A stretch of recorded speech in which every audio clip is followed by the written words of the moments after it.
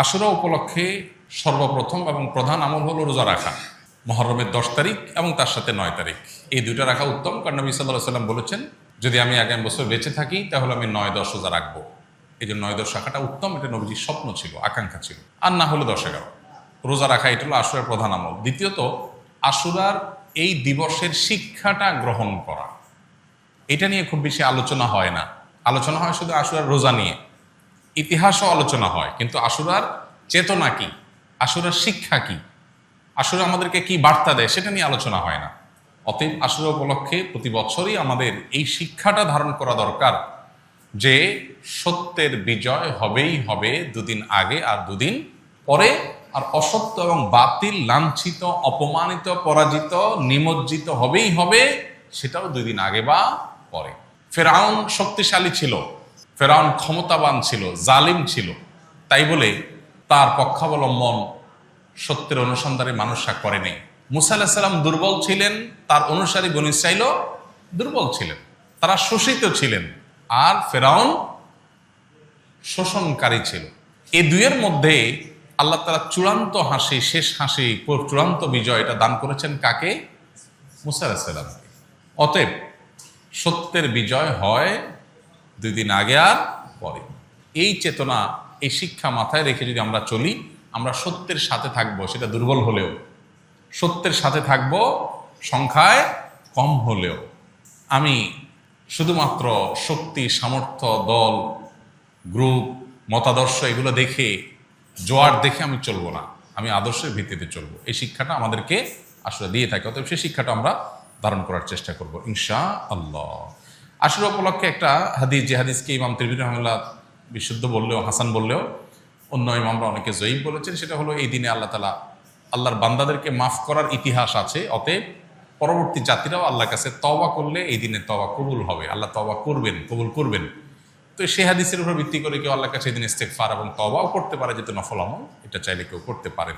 মুহররম আসলেই মুআবিয়া রাদিয়াল্লাহু তাআলা আনহুকে নিয়ে বিভিন্ন আলোচনার জন্ম নেওয়া হয়। হযরত মুআবিয়া রাদিয়াল্লাহু তাআলা কি সাহাবী ছিলেন? মুআবিয়া রাদিয়াল্লাহু তাআলা সাহাবী ছিলেন, এটা নিয়ে তো কোনো প্রশ্ন থাকার সুযোগই নেই। আমরা সবাই জানি তিনি সাহাবী ছিলেন, এবং মুআবিয়া রাদিয়াল্লাহু তাআলা আনহু আমাদের সমস্ত মুসলমানদের কাছে শ্রদ্ধার পাত্র।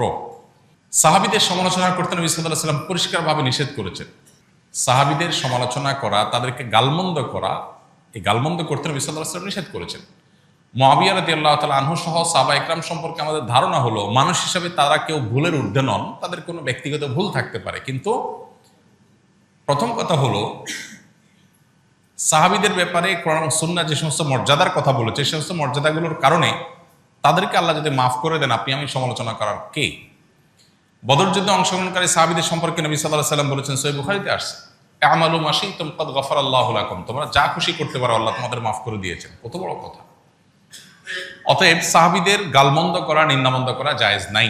হোসেন রাদিয়াল্লাহু তাআলা আনহুর যে কারবালা ঘটনায় নির্মমভাবে সপরিবারে শাহাদাত বরণ করেছেন, সেটার সাথে মুআবিয়া রাদিয়াল্লাহু তাআলা আনহুর কোনো দায় নেই। অহেতুক অনেকে সেটাকে জড়াবার চেষ্টা করেন। হোসেন রাদিয়াল্লাহু তাআলা আনহুর শাহাদাতের সাথে ইয়াজিদের যে সম্পর্ক, বা ইয়াজিদের বাহিনীর যে সম্পর্ক, সেটাকে মুআবিয়া রাদিয়াল্লাহু তাআলার উপরে দায় চাপানোটা একেবারেই অহেতুক।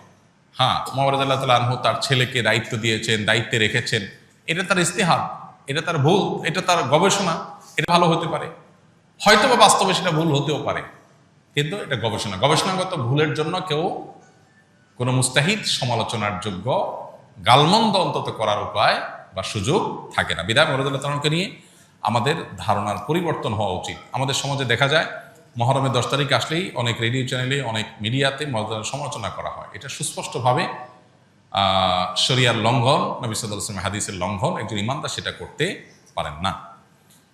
পুত্রের কোনো কর্মকাণ্ডের জন্য গণহারে বাবাকে দায়ী করা, এটা একেবারেই অনুচিত কাজ। মুহররম মাস আসলেই হাই হুসাইন বলে মিছিল করতে দেখা যায়, এগুলো কি শরীয়ত সম্মত? এগুলো সুস্পষ্ট বিদআত। মুহররম মাসের সাথে এই হাই হুসাইন করার কোনো সম্পর্ক নাই। তাছাড়া হোসেন রাদিয়াল্লাহু তাআলা আনহুর মৃত্যুতে আমরা প্রত্যেকটা মানুষ ব্যথিত, এবং তার হত্যাকারীদেরকে আমরা ঘৃণা করি, কিন্তু এবং তাদের নির্মম শাস্তি আল্লাহর কাছ থেকে আমরা আশা করি, দোয়া করি।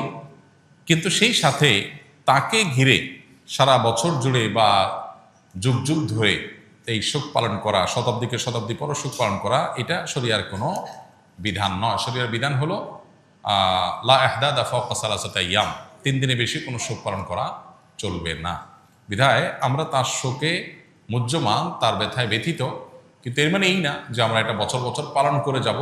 ইহুদি খ্রিস্টানদের অনুকরণ, তারা যেরকম প্রত্যেক বছর বছর দিবস পালন করার অংশ হিসেবে এগুলো করে থাকে, এটা ইসলামের কালচার না, মুসলমানদের কর্মকাণ্ড নয়। নবী সাল্লাল্লাহু আলাইহি ওয়াসাল্লাম ওফাতের পর এরকম বছর বছর কোনো শোক পালন সাহাবীরা কেউ করেননি। আমার এক বন্ধু দোকানে আড্ডায় লিপ্ত, তখন মাগরিবের ওয়াক্ত প্রায় শেষ, তাই আমি তাকে নামাজ পড়ার কথা বললে সে বলে যারা নিয়মিত নামাজ পড়ে তাদেরকে নামাজের কথা আর বলা লাগে না, যারা নামাজ পড়ে না তাদেরকে গিয়ে বলো। তাবলিগের মতো দোকানে দোকানে গিয়ে মানুষকে নামাজের কথা বলা লাগবে না, এতে মানুষ বিব্রত হয়। ব্যস্ততার মাঝে নামাজের কথা স্মরণে নাও থাকতে পারে, এই চিন্তা থেকে আমি বন্ধুকে নামাজের কথা বলেছিলাম, অন্যের সামনে তাকে ছোট করতে নয়। প্রশ্ন হলো, আমার বন্ধুর এমন ধারণা রাখা কি সঠিক? এ সম্পর্কে ইসলাম কি বলে? খুবই গুরুত্বপূর্ণ প্রশ্ন। একজন নামাজি মানুষকেও নামাজের কথা স্মরণ করানো যেতে পারে, বিশেষ করে যখন মনে হয় যে তিনি ভুলে যাচ্ছেন, দেরি হয়ে যাচ্ছে, এরকম মনে হলে তখন তাকে স্মরণ করাতে দোষ নেই, স্মরণ করানো ভালো। আল্লাহ তাআলা কোরআনে কারীমে বলেছেন, ওয়াযাক্কির ফাইন্না যিকরা তানফাউল মুমিনিন, মানুষকে স্মরণ করিয়ে দাও, উপদেশ দাও, এটা ঈমানদারের কাজে আসে। অতএব নামাজি ব্যক্তি হলে আর তাকে নামাজের কথা বলা লাগবে না, এটা ভুল ধারণা। আমাদের সমাজে অনেকে মনে করেন যে মুসলমানদেরকে আবার কিসের দাওয়াত দিবে তো অমুসলমানদেরকে, এটাও ভুল ধারণা। মুসলমানকেও দাওয়াত দেওয়া যাবে, অমুসলমানকেও দাওয়াত দিতে হবে, এবং যিনি নামাজি মানুষ তাকেও স্মরণ করানোটা দোষের কিছু না, বরং ভালো। কিন্তু এখানে যিনি স্মরণ করাবেন বা দাওয়াত দিবেন বা উপদেশ দিবেন তাকে বিচক্ষণ হতে হবে, দায়িত্বশীল হতে হবে, তার আচরণ হতে হবে খুবই মার্জিত এবং খুবই চৌকস। আজকাল আমরা অনেকেই ইসলাম প্রচারের কাজ করি, কিন্তু এর জন্য যতটুকু হিকমা, যতটুকু প্রজ্ঞা, যতটুকু বিচক্ষণতা থাকা প্রয়োজন ততটুকু আমরা অনেকেই রপ্ত করতে পারিনি। ফলে দেখা যায় ইসলাম প্রচার করতে গিয়ে ইসলামের প্রতি আরো মানুষকে বীতশ্রদ্ধ করছি। এটা খুবই ভয়াবহ ব্যাপার।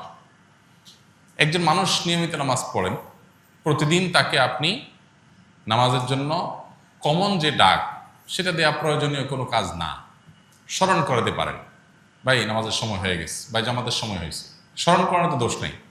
কিন্তু আপনি নিয়মতান্ত্রিকভাবে তাকে যদি নামাজের প্রতি আহ্বান করবেন, ভাই আমাদের নামাজ পড়া উচিত, কিন্তু নামাজ পড়াই অলরেডি, তাহলে উচিত আবার কেন বলবেন? তো স্মরণ করানো এক জিনিস, আর তাকে নামাজের প্রতি আহ্বান করা বা নামাজের দাওয়াত দেওয়া নিয়মিত সেটা আরেক জিনিস। দাওয়াত যেন বিরক্তির কারণ না হয়। কেউ খুব ব্যস্ত আছে, খুব ঝামেলায় আছে, এই দিকটা মাথায় রেখে এই মুহূর্তে তাকে কিভাবে দাওয়াত দিতে হবে, কিভাবে দাওয়াত দিলে তিনি বিরক্ত হবেন না, সেই জিনিসটা মাথায় রাখতে হবে। আবার দেখা যায় যে এমনভাবে দাওয়াত দেওয়া হয় অন্যদের সামনে তিনি খাটো হয়ে যান, সেই জিনিসগুলো মাথায় রাখতে হবে। মূল কথা হলো নামাজি ব্যক্তিকে আবার নামাজের কথা বলতে দোষের কিছু নাই, কিন্তু বলতে হবে এমনভাবে যাতে তিনি বিব্রত না হন, অস্বস্তিতে না পড়েন, বিরক্ত না হন। ঠিক একইভাবে নামাজি ব্যক্তিরও উচিত দাওয়াতকে পজিটিভলি নেওয়া, যে আমাকে স্মরণ করিয়ে দিয়েছে, আমার উপকার করেছে। আমরা অনেকে আছি যে কেউ কোনো নসিহত করলে, উপদেশ দিলে আমাদের গায়ে লাগে, আমাকে জ্ঞান দিতে আইসো না, এই টাইপের কথাবার্তা আমরা বলি। এটা মূর্খতা সুলভ আচরণ বেশিরভাগ ক্ষেত্রেই। কারণ জ্ঞান দিতে আসলে নিজের খেয়ে নিজের দেয়, কেউ আমাকে যদি কিছু ভালো বলতে আসে তো সে আমার উপকার করলো, ক্ষতির কিছু করে নেই। এটা বেশিরভাগ ক্ষেত্রেই অহমিকা থেকে, অহংকার থেকে হয়ে থাকে। এই জন্য এটারও